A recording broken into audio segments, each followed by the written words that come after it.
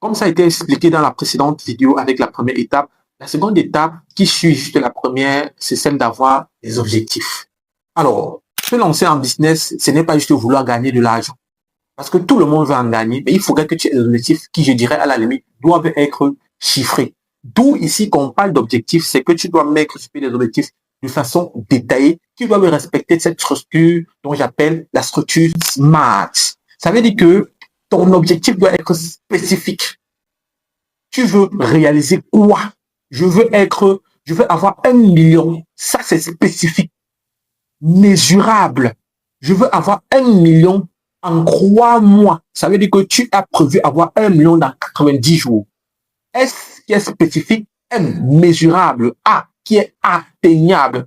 Il y en a une pléthore aujourd'hui qui, parce qu'ils ont vu des vidéos, que ce soit sur YouTube, que ce soit sur TikTok, pour eux, c'est que le e-commerce, une fois tu as acheté le produit, une fois tu es millionnaire. Et je suis désolé de vous dire que ce monde ne fonctionne pas ainsi. C'est pourquoi tu vas te rassurer que cet objectif il est atteignable. Parce que le fait de l'ignorer, tu pourras te retrouver en train de vivre dans la frustration.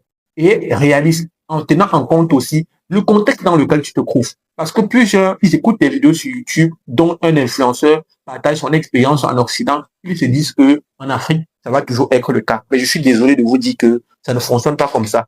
Ça veut dire que ce que tu as copié ailleurs, tu dois te rassurer que ça respecte pas ton environnement. Et c'est ainsi que tu pourras passer au dernier élément qui est temporel. Parce qu'avant de te dire, il faudrait que je fasse 1 million avant décembre, tu sauras que j'ai structuré mon objectif de telle façon afin que les choses puissent être réalisées dans le temps.